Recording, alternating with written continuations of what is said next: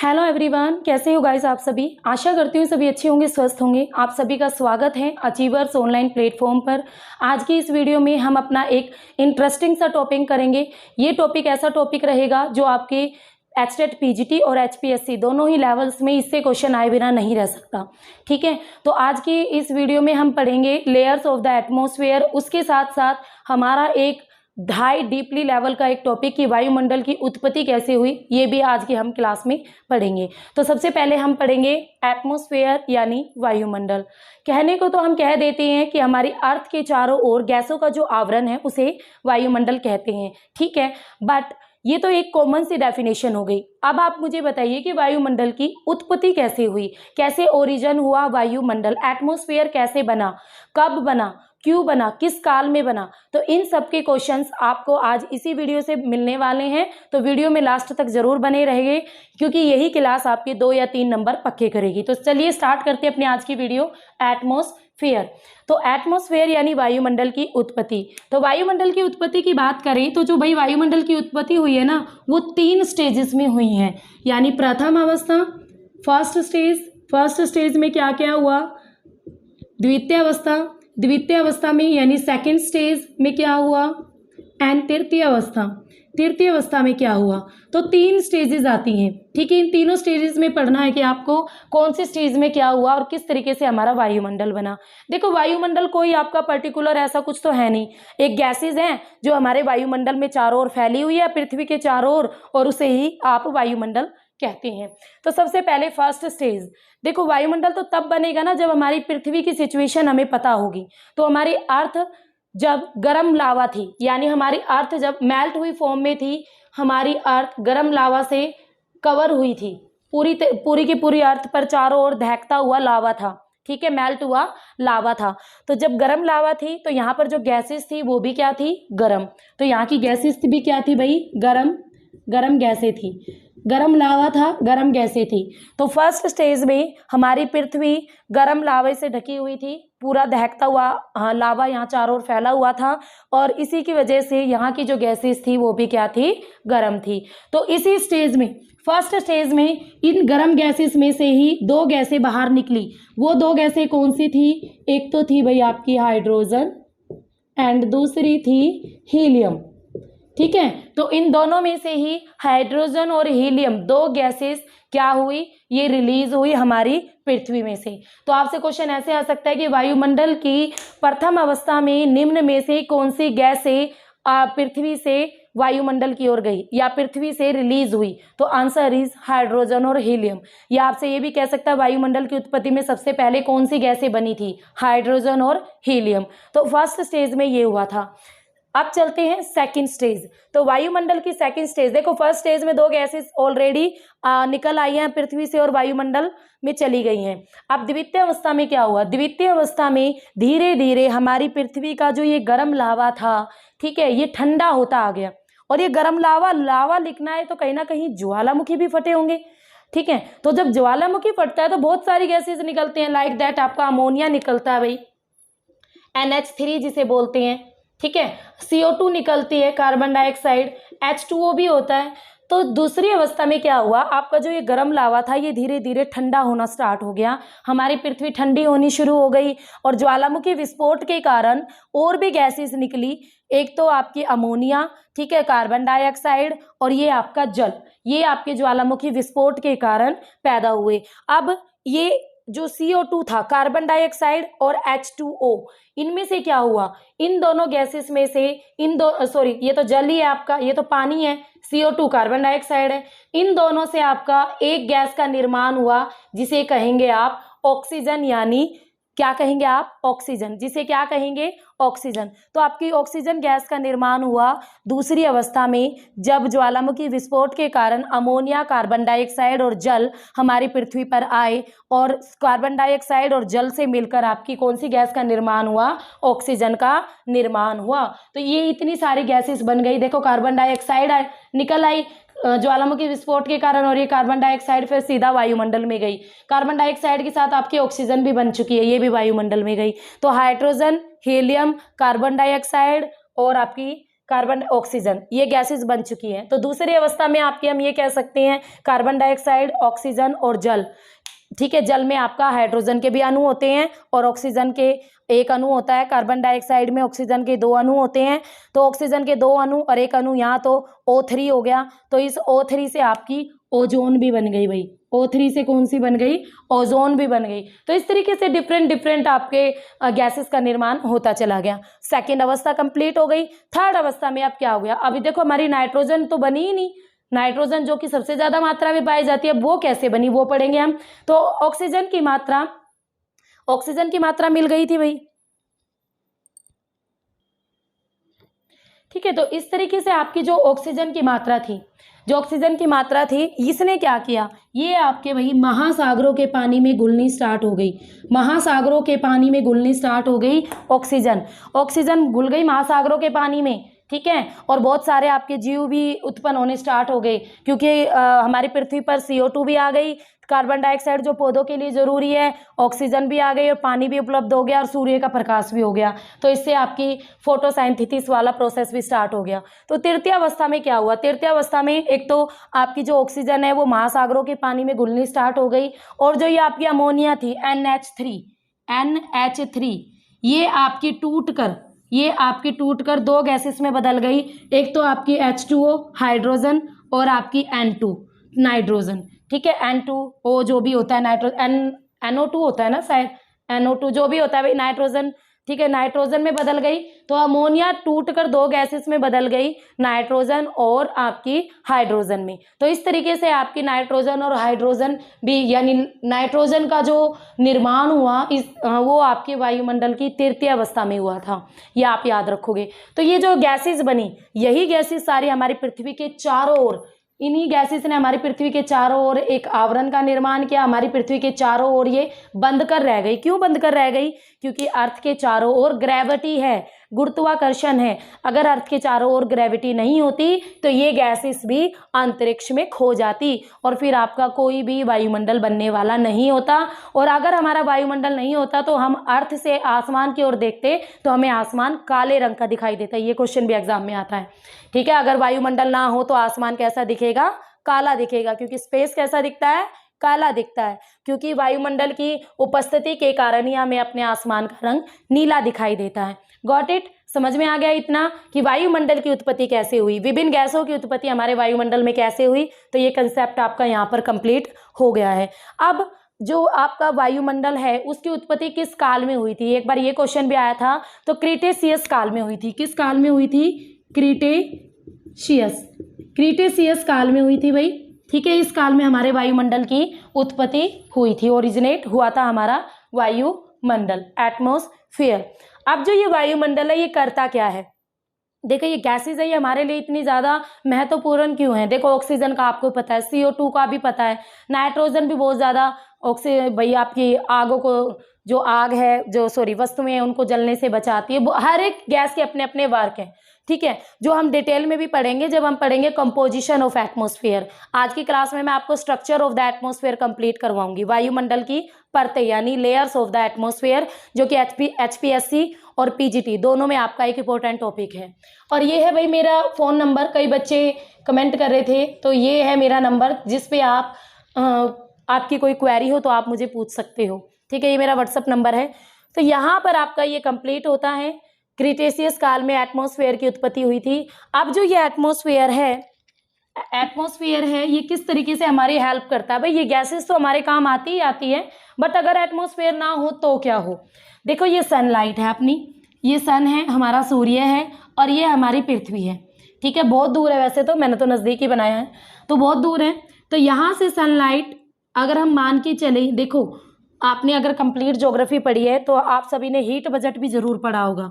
Heat budget पढ़ा होगा ना? हीट बजट में क्या होता है? हीट बजट में हम मानते हैं ना कि हमारी पृथ्वी 100 यूनिट जो सनलाइट है वो प्राप्त करती है। और इस 100 यूनिट में भी आपने ये भी पढ़ा होगा कि जो हमारा एटमॉस्फेयर है उसमें क्लाउड होते हैं, 27% वो सीधा रिफ्लेक्ट कर देते हैं। मान लो अगर ये 100 की 100 यूनिट हमारी अर्थ पर आ जाए तो हमारी अर्थ रहने लायक नहीं रहेगी। हीट बजट ही आपका अलग से टॉपिक है, कोर्स में मैंने डिटेल से कराया है इसको। तो जो ये 100 यूनिट अगर पूरी पृथ्वी पर आ जाए तो हमारी पृथ्वी रहने लायक बिल्कुल नहीं बचेगी, बहुत ज़्यादा टेम्परेचर हो जाएगा। ठीक है, यहाँ पर जो जीवन है वो असंभव हो जाएगा। ठीक है, तो इसी वजह से ये 100 यूनिट हमारी पूरी डायरेक्ट सनलाइट पृथ्वी पर नहीं पहुंच पाती। और यहाँ पर कुछ गैसेस भी होती हैं, यहाँ पर कुछ गैसेस होती हैं और उन्हीं गैसेस से बना है हमारा एटमॉस्फेयर। और ये एटमॉस्फेयर क्या करता है, आधी से ज़्यादा मीन्स हम ये कह सकते हैं 51% पार्ट ही हमारी अर्थ क्या करती है, सनलाइट का प्राप्त करती है। और 49% तो सीधा रिफ्लेक्ट कर दिया जाता है क्लाउड के द्वारा, धूल कणों के द्वारा और एटमॉस्फेयर में जो गैसेस हैं उनके द्वारा। तो 49 तो सीधा का सीधा दोबारा भिजवा दिया इस एटमॉस्फेयर ने, अगर ये ना होता तो ये 49 भी यहीं आता। अब इस 51% में भी क्या होता है, 51 में भी हमारी अर्थ में भी बहुत सारी चीज़ें हैं जो सीधा रिफ्लेक्शन कर देती है, जिसके बारे में आप डिटेल में हीट बजट में पढ़ोगे। अब अगर वायुमंडल ना हो तो सारी सनलाइट हमारी पृथ्वी पर आ जाएगी और हमारी पृथ्वी बहुत ज़्यादा क्या हो जाएगी, गर्म हो जाएगी। तो हमारी पृथ्वी का एवरेज टेम्परेचर कितना है, 15 डिग्री सेल्सियस है। हमारी पृथ्वी का औसत तापमान 15 डिग्री सेल्सियस है। और इस औसत तापमान को बनाए रखने में हमारी जो हेल्प करता है वो है वायुमंडल। वायुमंडल की वजह से हमारी पृथ्वी का एवरेज टेम्परेचर 15 डिग्री सेल्सियस है। तो वायुमंडल की डेफिनेशन की बात करें तो डेफिनेशन क्या होगी, हमारी पृथ्वी के चारों ओर गैसों से बना एक ऐसा आवरण जो पृथ्वी की गुरुत्वाकर्षण शक्ति के कारण पृथ्वी के साथ बंधा हुआ है। अब कई बच्चे कहते हैं कि मैम सब्जेक्टिव की तैयारी कैसे करवाओगे, तो तुम इसके बारे में भी सोचो। अब जब मैं यहाँ पढ़ा रही हूँ तुम्हें, मैंने इतना कंसेप्ट बता दिया, मान लो क्वेश्चन आ गया तुम्हारा कि वायुमंडल की उत्पत्ति कैसे हुई, 5 नंबर में बताइए, तो आपको मैंने इतना समझाया, प्रथम अवस्था, द्वितीय अवस्था, तृतीय अवस्था, क्रिटेशियस काल में हुआ। ठीक है, अगर वायुमंडल ना होता तो क्या होता, ये वाला क्वेश्चन यहाँ से कंप्लीट हो गया। तो आपको लिखना क्या है, सबसे पहले आप लिखोगे वायुमंडल किसे कहते हैं, हमारी पृथ्वी के चारों ओर गैसों का आवरण जो गुरुत्वाकर्षण शक्ति के कारण हमारी पृथ्वी के चारों ओर बंधा हुआ है। और इसी आवरण की वजह से हमारी पृथ्वी का औसत तापमान 15 डिग्री सेल्सियस बना रहता है। तो ये हो गया वायुमंडल। फिर आप स्टेजेस लिख दोगे कि वायुमंडल के बनने की 3 अवस्थाएं हैं, प्रथम अवस्था, द्वितीय अवस्था, तृतीय अवस्था। आप डायग्राम बनाओगे तो बहुत अच्छा रहेगा। प्रथम अवस्था में क्या हुआ, पृथ्वी गर्म लावा थी तो इसमें से हाइड्रोजन और हीलियम जैसी गैसेस रिलीज होकर ऊपर चली गई पृथ्वी से। तो प्रथम अवस्था में आपकी 2 गैसेस निकली, हाइड्रोजन और हीलियम। द्वितीय अवस्था में आपके ज्वालामुखी जो विस्फोट हुए थे और पृथ्वी भी ठंडी होनी स्टार्ट हो गई थी। तो आपकी अमोनिया, कार्बन डाइऑक्साइड और जल ये ज्वालामुखी विस्फोट के दौरान बाहर निकले और CO2 और H2O से आपकी एक नई गैस का निर्माण हुआ जिसे हम ऑक्सीजन कहते हैं। तो द्वितीय अवस्था में आपके ऑक्सीजन का निर्माण हुआ। यही सारी सीधी लाइनें तो लिखनी है आपको। तृतीय अवस्था में क्या हुआ, जो ऑक्सीजन बनी थी वो महासागरों के पानी में घुलनी स्टार्ट हो गई, जिससे आपका जीवन का भी निर्माण हुआ। उसके साथ साथ जो आपकी प्रकाश संश्लेषण की क्रिया भी स्टार्ट हो गई, क्योंकि CO2 आ गया, पानी आ गया और सूर्य प्रकाश तो ऑलरेडी था। अब नेक्स्ट ऑक्सीजन के साथ साथ अब अमोनिया में से भाई आपकी नाइट्रोजन और हाइड्रोजन 2 गैसेस निकली। तो जो अमोनिया है उससे हमारी नाइट्रोजन गैस का निर्माण हुआ। तो इस तरीके से विभिन्न गैसों का निर्माण होते हुए यही सारी गैसें हमारी पृथ्वी के चारों ओर गुरुत्वाकर्षण शक्ति के कारण बंध कर रह गई, जिसे हम वायुमंडल कहते हैं। लो, मैंने आपको पूरा का पूरा 5 नंबर में वायुमंडल की उत्पत्ति और वायुमंडल किसे कहते हैं डिस्क्राइब कर दिया। अब आप कहते हो कि मैम सब्जेक्टिव की तैयारी कैसे करें, यहाँ पर जो पढ़ाया जाता है ना उसे आप कॉपी पेन लेके बैठा करो और अपना नोट डाउन कर लिया करो जो भी मैं बोलती हूँ, जिससे क्या होगा, आपका सब्जेक्टिव जो मैटर है वो भी तैयार हो जाएगा। और ऐप वाले जो बच्चे मैं उनको भी यही सजेस्ट करूंगी, अगर आप कोर्स पे से पढ़ाई कर रहे हो तो साथ के साथ कॉपी पेन लो और अपने साथ के साथ नोट्स लिखते चले जाओ। ऑब्जेक्टिव के साथ साथ आपकी सब्जेक्टिव की भी बड़ी अच्छी तैयारी हो जाएगी। Got it? आगे बढ़े तो आपने पढ़ लिया है एटमॉस्फेयर कैसे बना, क्यों जरूरी है हमारे लिए, कितना टेम्परेचर रखता है, किस काल में बना, कब बना और किस तरीके से बना। अब हमारा जो टॉपिक है वो है लेयर्स ऑफ द एटमॉस्फेयर, यानी स्ट्रक्चर ऑफ एटमॉस्फेयर हम आज की क्लास में पढ़ेंगे। ठीक है, तो सबसे पहले स्ट्रक्चर ऑफ द एटमॉस्फेयर में क्या आएगा, तो स्ट्रक्चर ऑफ द एटमॉस्फेयर में हमारी लेयर्स आएंगी। भाई क्या आएगा, लेयर्स आएंगी। तो हमारे वायुमंडल को, एटमॉस्फेयर को 5 लेयर्स में डिवाइड किया जाता है। कितनी लेयर्स में? 5 लेयर्स में डिवाइड किया जाता है। और मैं यहाँ पर आपका जो डायग्राम बना रही हूँ, 1 मिनट और नीचे कर सकते हैं ना। तो इसको और नीचे करते हैं।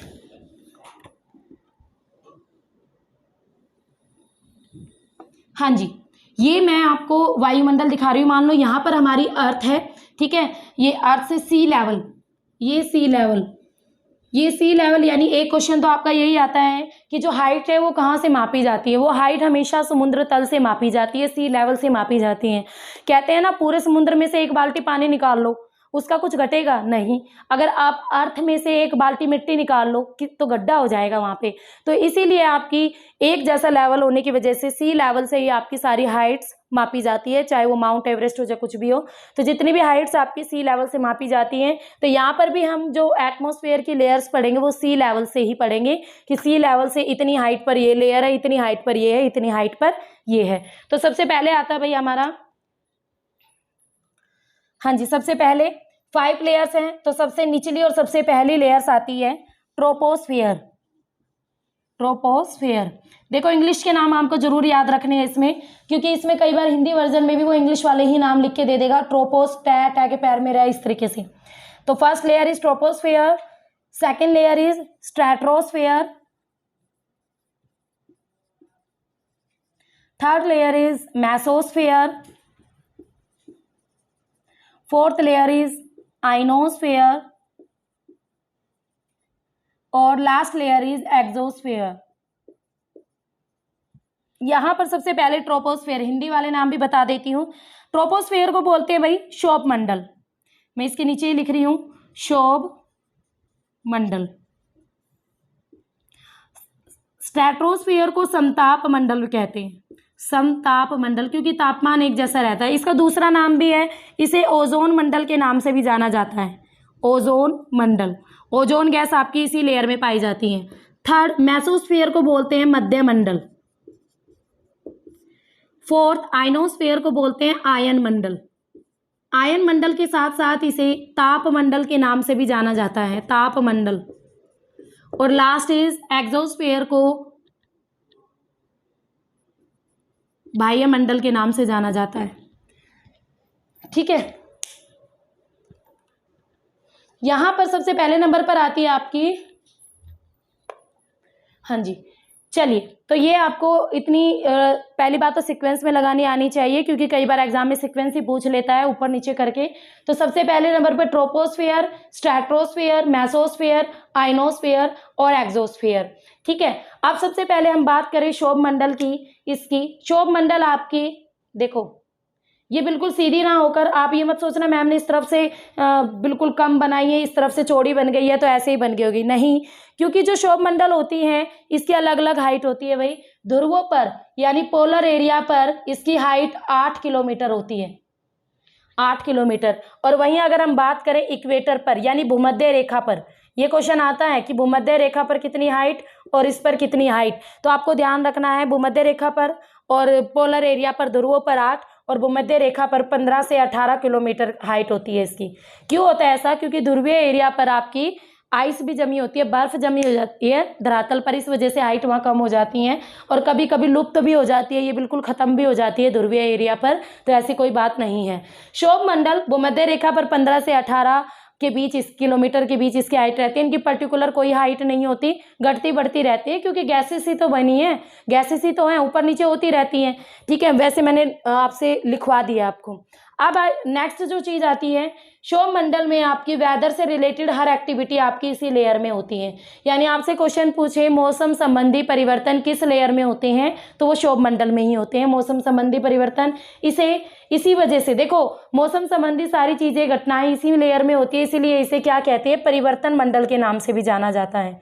परिवर्तन मंडल भी कहते हैं इसे भाई, शोभ मंडल को, ट्रोपोस्फेयर को परिवर्तन मंडल भी कहते हैं। उसके साथ साथ आपसे पूछे बादलों का बनना, बारिश का आना, आंधी तूफान, बादलों का गरजना, सब कुछ आपका इसी लेयर में, ठीक है। तो मौसम से रिलेटेड, वेदर से रिलेटेड कोई भी चीज पूछे तो इसी लेयर में। अच्छा, जो मौसम है, मौसम का अध्ययन करने वाले विज्ञान को क्या कहते हैं? मौसम का अध्ययन करने वाले विज्ञान को हिंदी में तो मौसम विज्ञान कहते हैं, पर हिंदी वाला ऑप्शन नहीं मिलेगा वहाँ, मीट्रियोलॉजी कहते हैं, लिख लेना, मीट्रियोलॉजी कहते हैं भाई मौसम का अध्ययन करने वाले विज्ञान को। तो यहाँ पर आपकी मौसम संबंधी सारी घटनाएं होती हैं, उसके साथ साथ आपकी संवहनीय धाराएं, संवहनीय धाराएं क्या होती हैं? जब भी आपकी हवा, ठीक है, जब भी आपकी हवा गर्म होकर ऊपर उठती है, कोई भी हवा है अधिक टेम्परेचर के संपर्क में आई तो वो ऊपर उठना स्टार्ट कर देती है। गर्म हवा हमेशा ऊपर उठती है, जैसे आपके उबलते हुए दूध में से भाप हमेशा ऊपर उठती है। तो गर्म हवा जब ऊपर उठती है तो क्या होता है, ऊपर उठकर ये संवहनीय धाराओं को जन्म देती है, जो कि आपके आगे चलकर बादलों का निर्माण करते हैं और बारिश होती है। तो आपकी जो संवहनीय धाराएं चलती है वो भी आपकी इसी लेयर में चलती है, ट्रोपोस्फेयर में। और इन्हीं संवहनीय धाराओं की वजह से इसे संवहन मंडल भी कहा जाता है, ट्रोपोस्फेयर को। इसके साथ साथ इसी ट्रोपोस्फेयर में आपकी वेस्ट टू ईस्ट, वेस्ट से ईस्ट की ओर कुछ पवनी चलती है। इनकी जो डायरेक्शन होती है वेस्ट टू ईस्ट होती है। ये आपके एस्टेट पीजीटी में भी पूछा गया था क्वेश्चन। डायरेक्शन वेस्ट से ईस्ट की ओर चलती है। और ये कौन सी होती हैं भाई पवने? ये होते हैं जेट प्रवाह, पश्चिमी जेट प्रवाह। कौन से प्रवाह होते हैं? पश्चिमी जेट प्रवाह। तो आपसे क्वेश्चन आ सकता है कि जेट प्रवाह किस लेयर में चलते हैं? तो ट्रोपोस्फेयर में, शोभमंडल में चलते हैं। और डायरेक्शन क्या होती है? पश्चिम से पूर्व। और कौन सा जेट प्रवाह होता है? पश्चिमी जेट प्रवाह। बहुत ज़्यादा स्पीड होती है इनकी और बहुत तेज़ी से ही चलते हैं। जैसे जैसे आप वायुमंडल में नीचे से ऊपर की ओर जाते हो, यानी हमारे अर्थ की सरफेस से ऊंचाई की ओर जाते हो आप वायुमंडल में, तो आपका 165 मीटर की हाइट पर 1 डिग्री सेल्सियस जो टेम्परेचर है इसमें कमी देखने को मिलती है। ठीक है, और 165 मीटर की हाइट पर 1 डिग्री सेल्सियस टेम्परेचर आपका कम हो जाता है। और इस चीज़ को बोलते हैं normal lapse rate of temperature.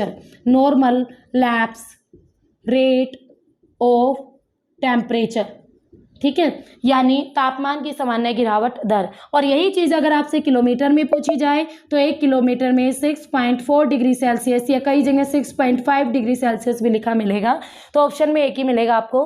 तो 6.4 डिग्री सेल्सियस टेम्परेचर की कमी देखने को मिलती है। तो ये है भाई normal lapse rate of temperature. इतनी बातें समझ में आ गई। यहाँ से जो क्वेश्चंस बनेंगे वो इतने ही पार्ट से बनेंगे। आपको इतनी चीज़ें आपको याद रखनी पड़ेंगी कि किस तरीके से संवहन मंडल कौन सी लेयर को कहते हैं, मौसम संबंधी घटनाएं किसमें होती है, जेट प्रवाह किसमें चलते हैं, परिवर्तन मंडल किसे कहते हैं, मनुष्य के लिए सबसे ज़्यादा उपयोगी लेयर कौन सी है? तो मनुष्य के लिए भी सबसे ज़्यादा उपयोगी ट्रोपोस्फेयर ही है। ठीक है, क्योंकि हमसे रिलेटेड मौसम एक्टिविटी, वेदर से रिलेटेड सब कुछ यहीं पर हो रहा है, तो हमारे लिए भी सबसे ज़्यादा ज़रूरी यही है। इसी लेयर में आपकी ऑक्सीजन, नाइट्रोजन और CO2 अब तक तो सब कुछ पाया जाता है। आगे चलते हैं ओजोन मंडल। ओजोन मंडल की लाइन फिर भाई बिल्कुल स्ट्रेट आएगी। ओजोन मंडल की लाइन स्ट्रेट आएगी। ठीक है, अब जो आपका स्ट्रेटोस्फेयर है, ट्रोपोस्फेयर है, इन दोनों के बीच में जो बाउंड्री है इसे क्या कहते हैं? इन दोनों के बीच में यहाँ पर ये जो मैं लहर से बना रही हूँ ना, ये यहाँ पर ये है आपकी 1.5 किलोमीटर मोटी। 1.5 किलोमीटर मोटी ये क्या होगी भाई? इसे कहेंगे शोभ सीमा। ठीक है, इंग्लिश में बोलेंगे इसे ट्रोपोपोज। ट्रोपोपोज ये आपकी स्ट्रेटोस्फेयर और शोभमंडल के बीच की बाउंड्री का नाम है। 1.5 किलोमीटर मोटी होती है। इसकी क्या खासियत है? आपसे कुछ क्वेश्चन पूछा जाएगा, निम्न में से किस में जो तापमान का गिरना बंद हो जाता है, हवाओं का चलना बंद हो जाता है, वेदर से रिलेटेड हर एक्टिविटी बंद हो जाती है? तो आंसर इज शोभ सीमा। आप स्ट्रेटोस्फेयर आंसर नहीं डालोगे, आप आंसर क्या डालोगे? शोभ सीमा यानी ट्रोपोपोज। समझ में आ गया? उसके बाद second layer of atmosphere is stratosphere यानी ओजोन मंडल और समताप मंडल भी कहते हैं। समताप मंडल क्यों कहते हैं? क्योंकि तो जो टेम्परेचर है यहाँ पर एवरेज बना रहता है, ना तो घटता है ना ज़्यादा बढ़ता है।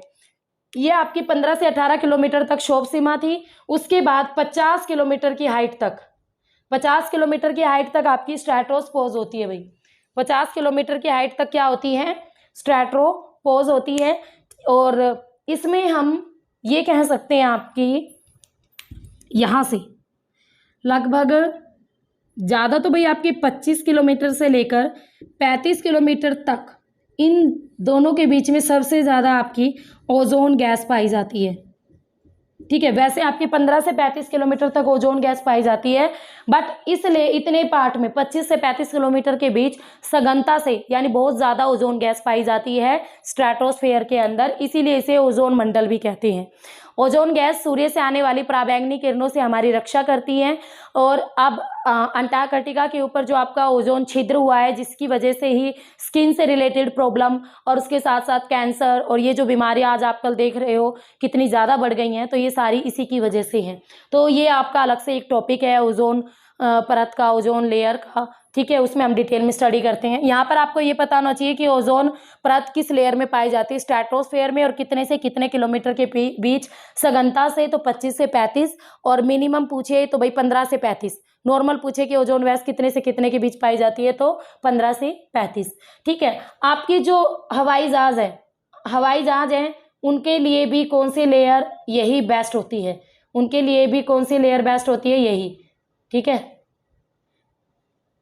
उनके लिए भी आपकी यही वाली ओजोन जो समताप मंडल है यही सबसे ज़्यादा बेस्ट होती है, क्योंकि इसमें ज़्यादा हवाएं वगैरह नहीं चलती और जो वेदर है वो भी बिल्कुल शांत होता है, और इसी वजह से जो हवाई जहाज हैं आपके इसी लेयर में उड़ाए जाते हैं, समताप मंडल के अंदर। तो इतनी बात भी आप ध्यान रखोगे, सबसे बेस्ट लेयर मानी जाती है ये हवाई जहाज उड़ाने के लिए। अब यहाँ पर तापमान लगभग एक समान होता है, इसी वजह से इसे समताप मंडल के नाम से भी जाना जाता है। 50 किलोमीटर तक होती है भाई ये, इतनी बातें समझ में आ गई। ये ज़्यादा करो ना तो आप 20 से 35 कर लो, 20 से 35 कर लो, फिर कंफ्यूज नहीं होगे।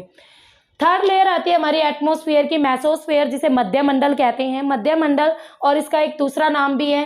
अब इसको भी आप बिल्कुल स्ट्रेट करोगे, ये आपने उतार लिया है मध्य मंडल, मेसोस्फेयर, ये आपकी 80 किलोमीटर की हाइट तक होती है, ठीक है। ये हम एक अलग कर देते हैं इसको,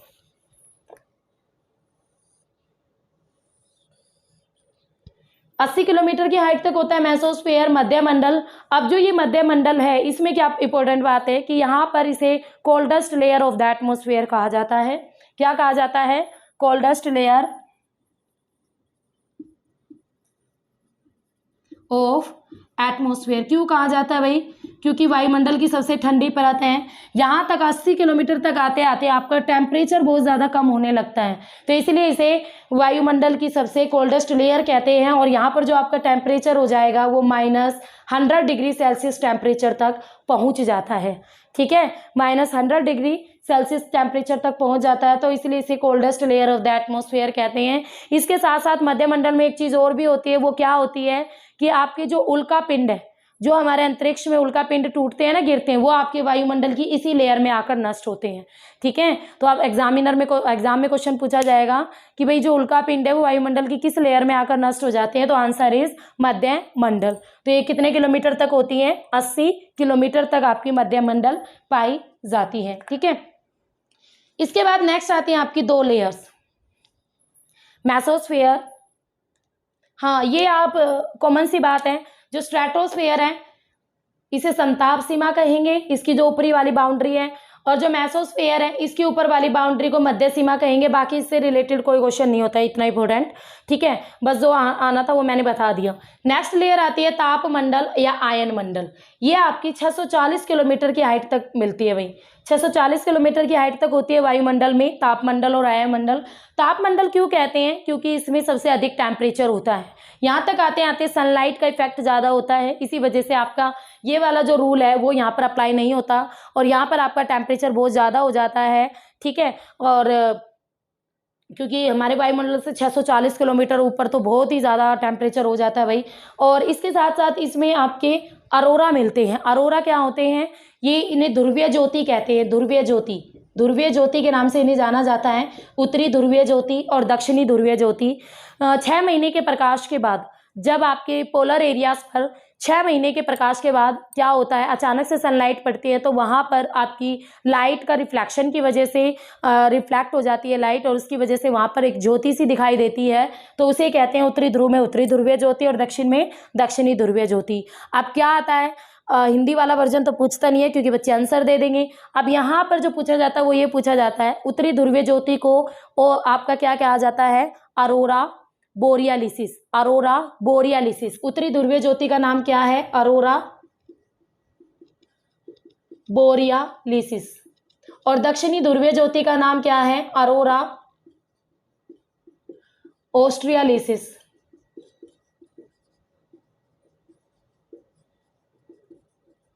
ठीक है। अब यहाँ पर ये आपके नाम पता होनी चाहिए। और ये किस लेयर में दिखते हैं, तो ये भाई आपके ताप मंडल में, आयन मंडल में दिखते हैं, जो कि hottest layer of the atmosphere है, वायुमंडल की सबसे गर्म परत है आयनोस्फेयर। अब जो ये आयनोस्फेयर है इसके कुछ पार्ट भी होते हैं, इसको आगे चल के कुछ सब पार्ट में डिवाइड किया जाता है इसी में लेयर में। तो भाई इसमें है ना आपकी डी लेयर, ई लेयर, F1 लेयर और F2 लेयर होती है। ठीक है, डी लेयर, ई लेयर, F1 लेयर और F2 लेयर होती है। जो आपकी होती है ना डी लेयर,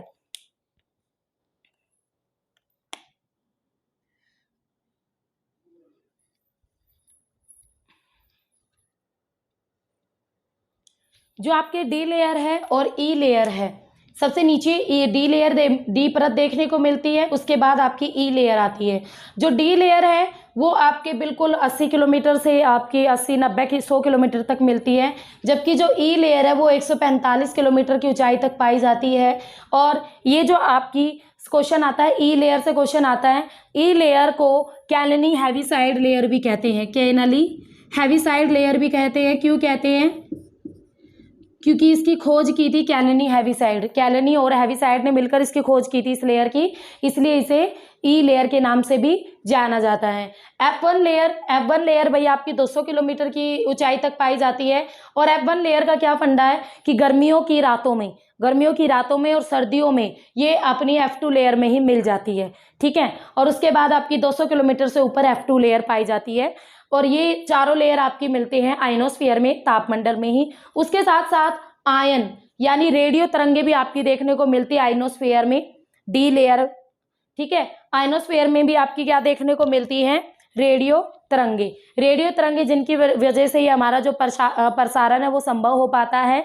ठीक है, टेलीकास्ट हो पाते हैं आपके शोज, मूवीज वगैरह जो कुछ भी है। तो जो रेडियो तरंगे अगर ये यहाँ पे नहीं होती तो ये असंभव होता। तो इसी लेयर में आपकी रेडियो तरंगे, रेडियो वेव्स भी मिलती हैं, जो काफ़ी हेल्पफुल करती हैं हमारे टेलीकास्ट करने में हर चीज़ को।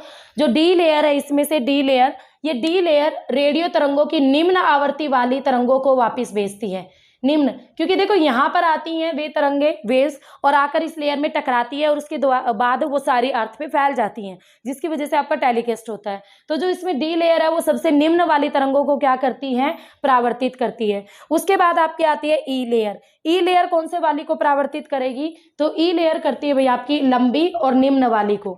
ठीक है, ई लेयर आपकी लंबी तरंगों और निम्न तरंगों को हमारी पृथ्वी पर वापस से भेज देती है, परावर्तित कर देती है। उसके बाद F1 लेयर आपकी